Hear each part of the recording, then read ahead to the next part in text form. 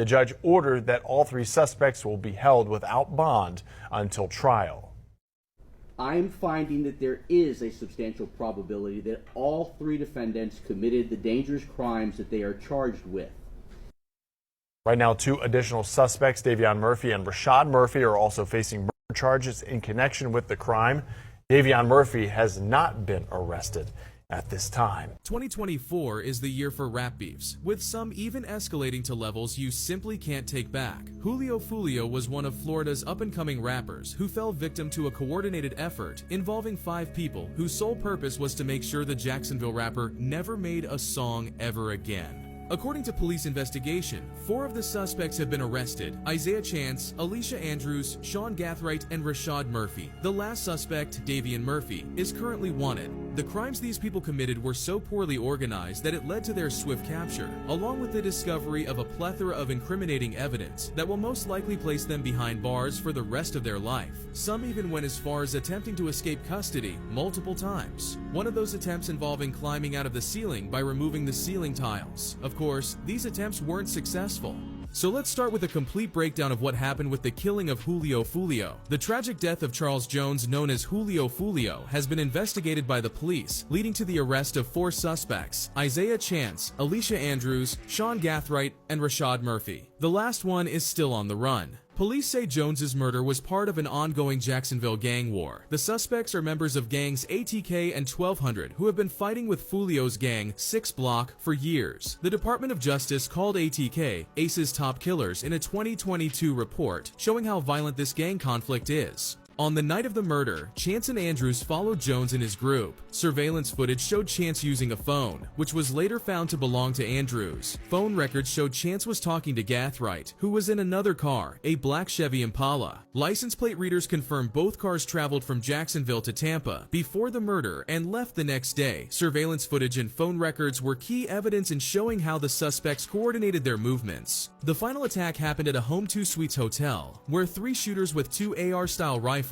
and a Glock got out of the Impala and shot at Jones's car, killing him and injuring 3 others. The shooters dressed in black were identified as Rashad Murphy, Davion Murphy, and Gathright. No spent rifle casings were found at the scene, suggesting the shooters used brass catchers to collect them. However, 31 spent 9mm shell casings were found, linking the weapons to the suspects. On June 26th, a traffic stop on Gathright led to the discovery of a Glock 9mm pistol, .223 rifle live rounds, and spent casings in his car. While the pistol didn't match the casings from Jones's murder, the rifle casings were a match to previous shootings, including a May homicide and an earlier attempt on Jones's life in October 2023. Searches at Gathwright's home found a gun safe with multiple rifles, one with a brass catcher, and spent 9mm shell casings matching those at the murder scene. More evidence included ring camera footage showing Gathright, Chance, Andrews, and Davion Murphy at an Airbnb in Tampa, about a mile from the murder scene. The Airbnb was booked under Rashad Murphy's name from June 22nd to June 24th. Video from Gathwright's home showed him and Chance loading bags big enough to carry rifles into the black Chevy Impala before heading to Tampa. Gathright, Chance, and Andrews were arrested by Jacksonville police less than a week after the murder. Rashad Murphy was arrested on July 30th at an apartment complex in Jacksonville. Despite these arrests and all the evidence, Davion Murphy is still on the run. Police are working hard to find him, as his arrest is crucial to closing this high-profile case. The investigation into Julio Foolio's murder has uncovered a network of gang activities and violence. The evidence from surveillance footage to recovered weapons has been key in bringing those responsible to justice. As the search for Davion Murphy continues, the authorities are determined to bring full closure to this tragic event. And since all of this information has come out, it all leads back to Young and Ace. Even reporters have asked the police if Young and Ace is being investigated, since this all points back to him. We'll let you watch how they decided to answer that. But you might be wondering, what exactly is the context behind Julio Foolio and Young and Ace in the first place? Well, the feud between Young and Ace and Julio Foolio has been a long-standing one, marked by intense rivalry and public taunts. It all started in 2018 when Youngin Ace's brother and 2 close friends were tragically killed in a drive-by shooting in Jacksonville, Florida. Youngin Ace survived the attack, and the incident became a major point of tension between the 2 rappers. Julio Foolio, who is from a rival gang, capitalized on the tragedy by mocking Youngin Ace and his deceased friends in his music and social media posts. This escalated the animosity, leading to a series of diss tracks and provocative online exchanges. The hostility between the two has been marked by a back-and-forth exchange of violent threats and disrespectful lyrics, each rapper using their platform to taunt the other. One notable instance was Julio Foolio's song When I See You, in which he remixed Fantasia's hit song and directed it at Youngin Ace, mocking the deaths of Ace's brother and friends. In response, Youngin Ace released Who I Smoke, a track that openly disrespected Julio Foolio and his deceased associates, further intensifying the feud. And it doesn't end there. Youngin Ace has been talking crazy and hasn't held back since Foolio's passing. He has dropped 2 tracks, Do It and Game Over, both of which seem to be direct shots at Julio Foolio and his associates. In Do It, Youngin Ace quickly addresses the conflict. The lyrics are packed with forceful statements and bold claims, indicating that he will not back down. The track's intensity caught the interest of fans and critics alike, adding more fuel to an already explosive situation.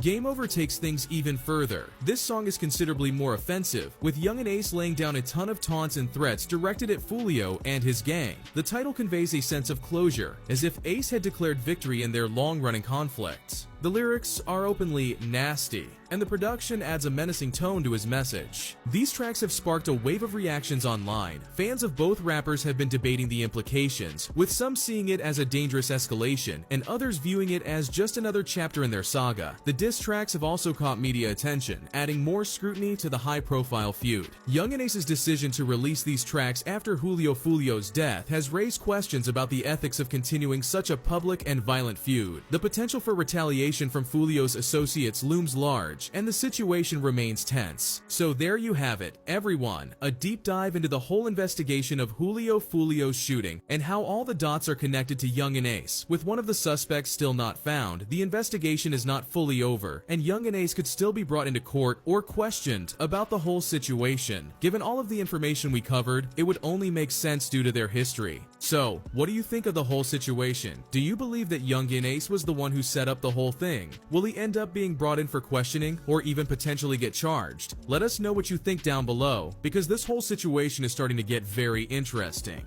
You good? It's a show, Judge. Oh, it is? Yes. Okay, well, I ain't Judge Glamble, and I don't play, so stop showing out. All right, let's see. Mr. Jimenez, you want to tell your client to get a grip on himself? You good? It's a show, Judge. Oh, it is? Yes. Okay, well, I ain't Judge Glamble, and I don't play, so stop showing out. All right, let's see. Mr. Jimenez, you want to tell your client to get a grip on this? Jacksonville, Florida going viral ever since Foolio died. No, don't do that, bro. Don't do that, boss. Don't do that. It ain't worth it. He's going to his car, bro. Hey, he's going to his car. Be careful. I like this shit. I like this shit. This nigga got 2 top. This nigga got 2. See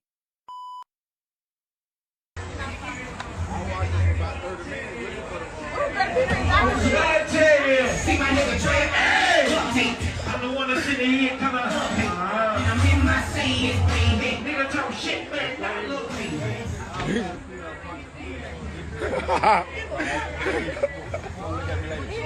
Oh, you working? Same bitch. Now that's. Associated. OG Pyru, man, what's going on with Woody? Man, this is a merry-go-round of trials. This is a trial of the century when it comes to street elements and trying to establish a Rico. Woody done took the prosecution on so many merry-go-rounds. He done told the police these different stories to get out of jail and in jail, and he comes to court and tells them straight out, everything that I said was a lie. And you can't believe nothing I said. I just said it to get out of jail. Then he turns on him. They told him if he pleaded the fifth or he didn't become forthwith, that they would lock him up for perjury. So he started off with, I don't recall. Can't nobody make you remember. So Woody is playing him like a fiddle.